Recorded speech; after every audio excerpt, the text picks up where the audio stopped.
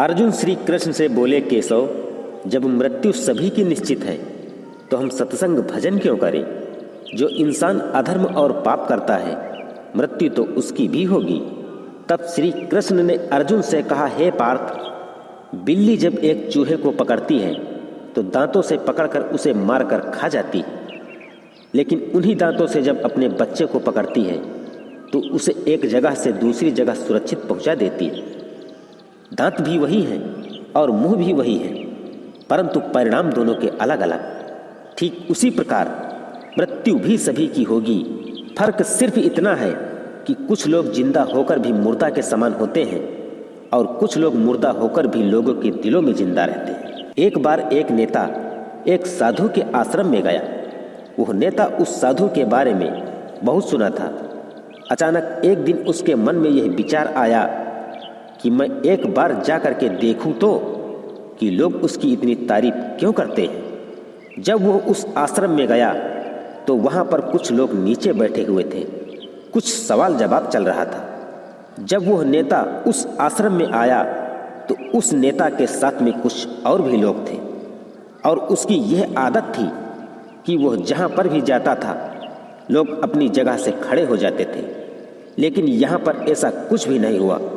साधु जी व्यस्त होने के कारण उसकी तरफ देखा तक भी नहीं। नेता को लगा कि यह मेरी बेइज्जती है और वो इस व्यवहार से गुस्सा हो गया। नेता ने थोड़े गुस्से से साधु की बात को बीच में काटते हुए कहा कि मैं आपसे कुछ कहना चाहता हूँ। साधु ने उसकी तरफ देखा और बोला, आप थोड़ी देर रुकिए, पहले मैं इनके सवाल का जवाब दे दूँ, उसके बाद मैं आपसे बात करता हूँ। तब तक आप अगर चाहें तो आप बैठ सकते हैं। साधु का इतना कहते ही नेता का चेहरा गुस्से से आग बबूला हो गया। फिर उसने अपना सारा गुस्सा उस साधु पर निकाल दिया। अभी तक वह नेता थोड़ी तमीज से बात कर रहा था, लेकिन अब वो तूल तकरार पर उतर आया।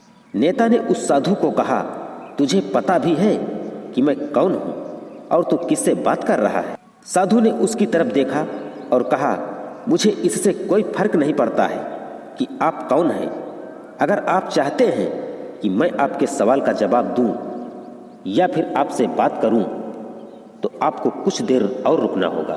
और साधु के इतना कहते ही वह नेता गुस्से से पागल हो गया और वहीं सबके सामने कहने लगा, अब मैं तुझे तेरी असली औकात दिखाऊंगा। तूने मुझसे पंगा लेकर के ठीक नहीं किया। तुझे पता भी है मैं तेरे बारे में क्या सोचता। साधु ने फिर से नेता की तरफ देखा और बड़े ही प्रेम से कहा कि मुझे इससे कोई फर्क नहीं पड़ता है कि आप मेरे बारे में क्या सोचते हैं। आप जो चाहे वो मेरे बारे में सोच सकते हैं।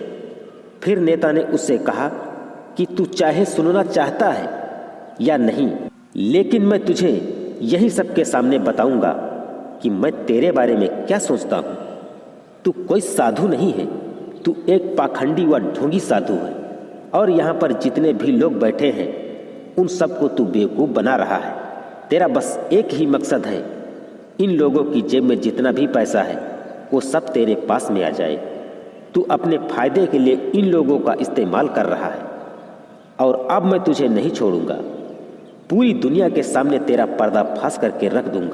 लेकिन उसके इतना बोलने के बाद भी हल्की सी मुस्कान उस साधु के चेहरे पर बनी ही रही।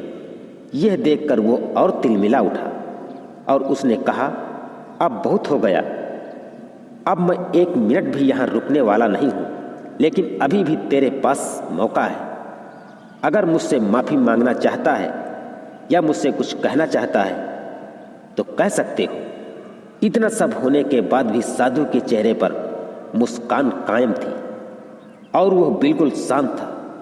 और फिर उन्होंने नेता से कहा कि मुझे आपसे कोई गिला शिकवा नहीं है, मेरे मन में आपके प्रति कोई गलत ख्याल नहीं है। आपने जो भी मेरे बारे में कहा है अपनी सोच थी। मुझे आप में कोई बुराई नज़र नहीं आती है। मुझे आप बहुत ही भले इंसान लग रहे हैं। और साधु के इतना कहते ही नेता का दिमाग शांत हो गया। उसके चेहरे पर एक अजीब सी खुशी थी, क्योंकि उस साधु ने वही कहा जो बाकी सब लोग उस नेता को कहते हैं। तब वह खुशी खुशी उस आश्रम घर की तरफ चला गया और जाकर के अपने पिताजी के साथ बैठ गया।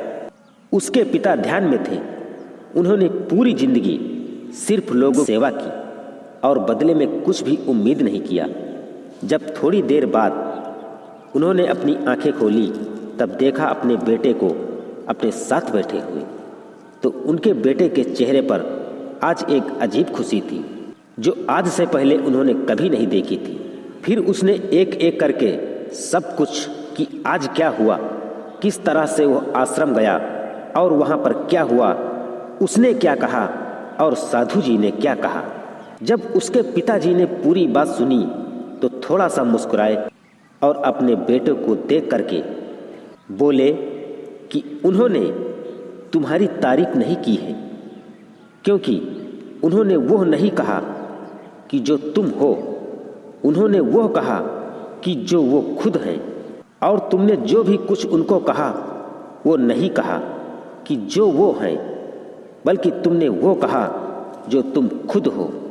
यही बात वेदों में भी कही गई है, यथा दृष्टि तथा सृष्टि।